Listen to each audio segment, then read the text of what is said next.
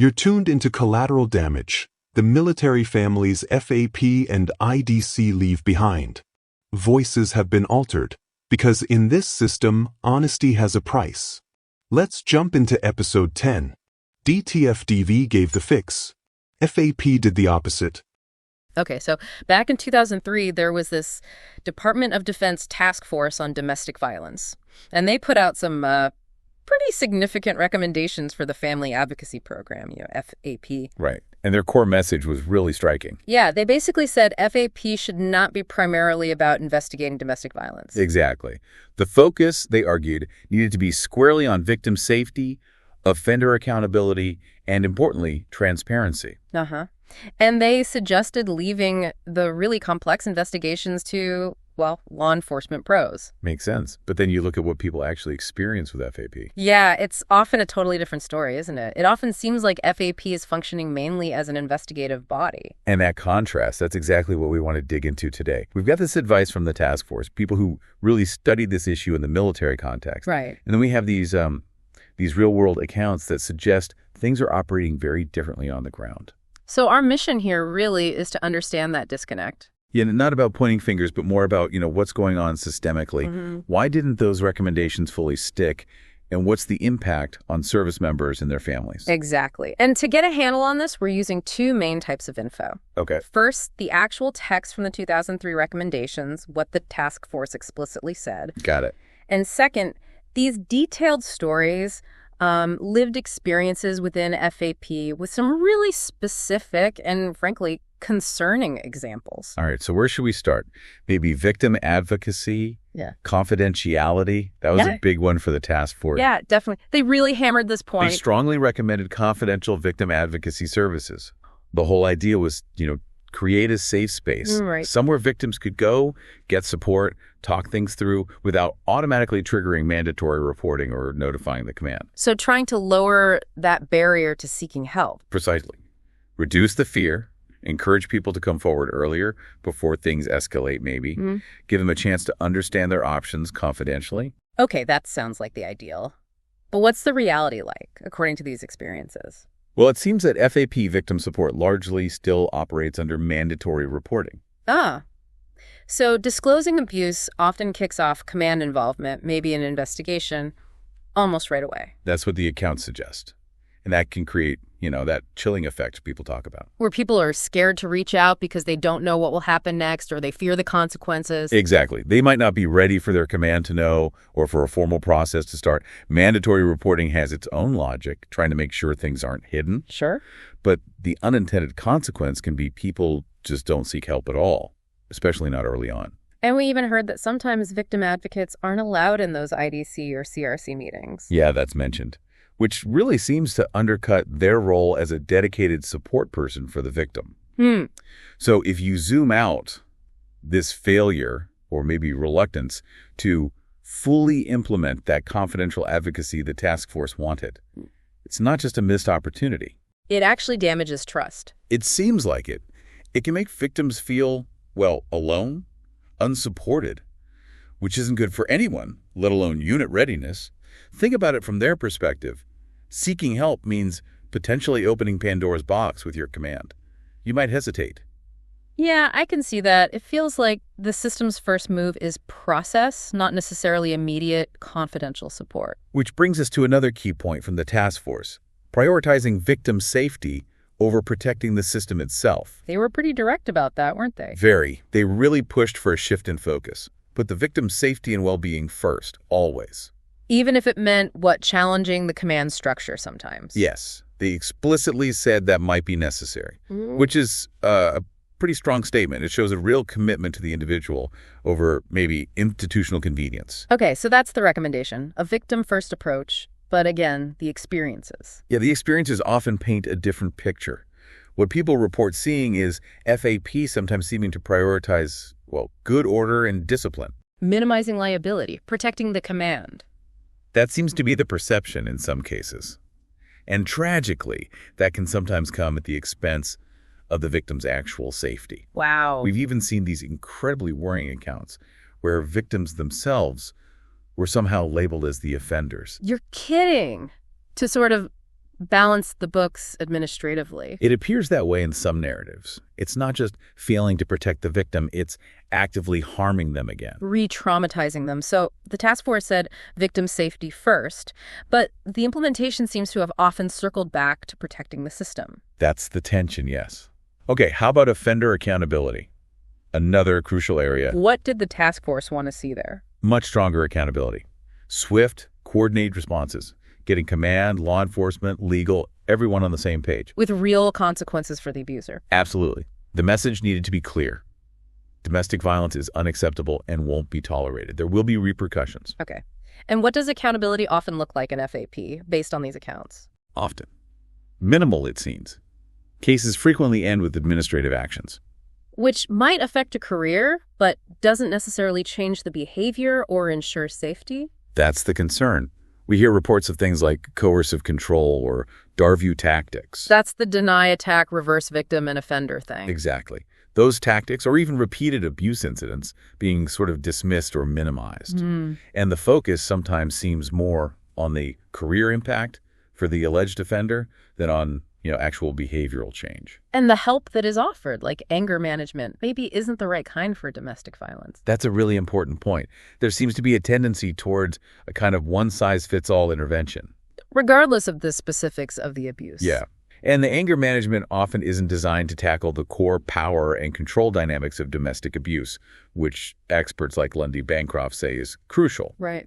Plus, there doesn't seem to be much systematic follow-up with victims to see if the behavior has actually changed, if they're actually safer. So again, a big gap between the task force wanting strong accountability and what seems to be happening. It appears quite lenient in comparison, based on these reports. Okay, let's talk process. The task force stressed clear, transparent, equitable processes. Seems fundamental. Absolutely essential. They wanted transparent procedures, real due process for everyone involved. Meaning clear communication about rights, understandable review processes. Yes, and fair treatment, no matter your rank or gender. The goal was fairness, making sure people could understand and navigate the system. But the reality described often sounds murky. Sadly, yes. People often describe opaque processes, really poor communication, limited ways to even challenge findings. Like not even knowing the specific allegations, or not getting a chance to present their side. Exactly. Or facing unclear, maybe even non-existent appeal routes. It's just miles away from that vision of transparency and due process. And this lack of clarity even applies to the findings from the IDC, the Integrated Delivery Coordination meetings. Yes, and that's a huge concern, especially since there are actual DoD regulations about this. Oh, really? Yeah, DoD 6400.01v3 specifically requires clear communication of IDC findings. But we've seen documented examples, an Army case, inconsistencies in the Navy, suggesting this just isn't always happening. So people might be labeled an offender and not even get a clear reason why, or get stonewalled when they ask. That's what's reported. And think about the IDC meeting itself. There's a lack of basic due process there, too. The committee often gets filtered information. They can't directly question the people involved? Generally not. So yeah, across the board, FAP seems to struggle with transparency and due process. Training was another big focus for the task force, right? Yeah. Making sure everyone involved really understood domestic violence. The critical piece. They pushed for comprehensive mandatory training for commanders, legal folks, medical staff, chaplains, advocates, pretty much everyone. And not just the basics, but covering complex stuff like coercive control, non-physical abuse. Yes, exactly. The goal was a system where everyone involved had a deep, nuanced understanding of these dynamics. But again, the experiences suggest that understanding isn't always there. That's a really worrying pattern. The accounts often point to FAP staff, even command, not fully grasping coercive control, DORVO, psychological abuse. And that lack of understanding leads to mistakes, like misidentifying victims. It can, unfortunately. Failing to see the manipulation tactics abusers use, it just flies in the face of what the task force wanted, consistent, informed training leading to better outcomes. And didn't the task force specifically want better training for law enforcement on identifying the primary aggressor? They did. Specialized training to help police figure out who the main abuser is in a situation, to stop victims from being wrongly arrested or blamed. But that recommendation wasn't adopted. No, the DoD rejected that specific recommendation, which likely contributes to exactly those situations the task force was trying to prevent victims being labeled mutual combatants or even the primary aggressor. Okay, what about collaborating with civilian agencies? The task force saw value there. Definitely. They strongly encouraged strong partnerships between military and civilian domestic violence organizations. To create a bigger support network, share expertise. Exactly. Leverage resources from both sides, improve accountability, share best practices, a more seamless system. But FAP seems more internal, siloed. The experiences suggest that, yes, limited evidence of deep collaboration. Support seems mostly kept within the military system. People aren't getting referred to outside help unless they find it themselves. That's often reported. And there doesn't seem to be a system of strong, enforced agreements, MOUs, between bases and local civilian agencies. It feels like a missed opportunity for broader support. Okay, this next one feels huge. The task force warned against FAP having dual roles, support and investigation. They were really clear about this. Having the same office or the same people doing both support and investigation creates a massive conflict. Because it erodes trust, compromises safety. Absolutely. If you go for help, maybe counseling. But, what you say could be used in an investigation against you or your partner. Are you going to be fully open? Probably not. You'd hold back. Right.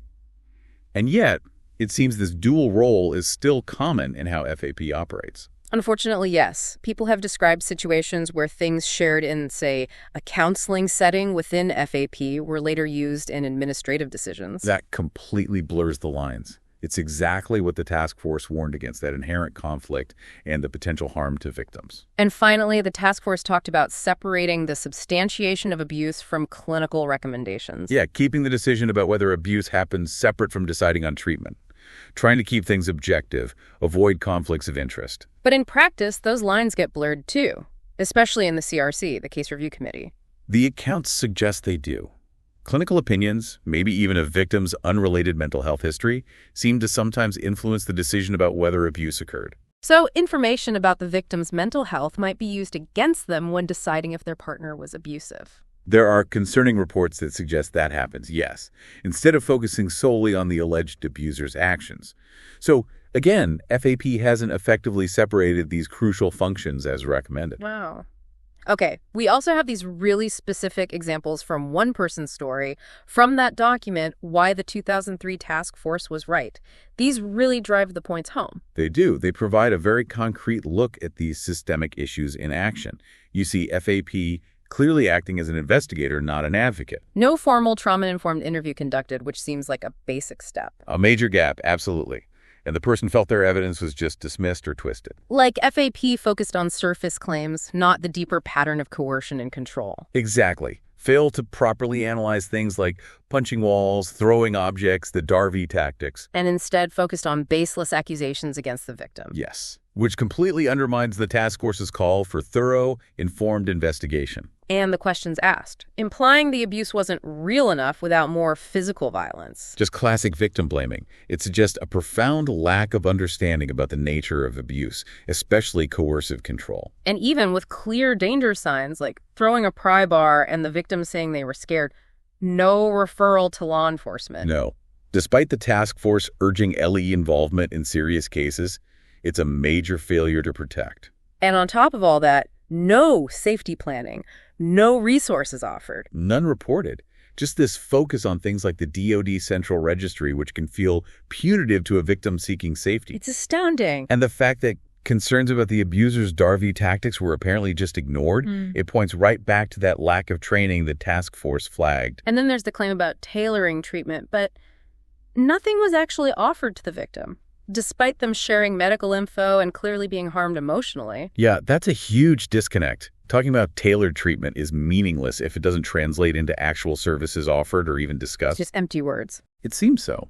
Acknowledging things like DTFDV verbally, but not actually connecting it to the abuser's behavior in a meaningful way, it shows a gap between theory and practice. Promises to review documents, but then silence. Just further erodes any trust that might have been left. So, loss of, I'm sorry this happened to you, but no actual help. Pretty much.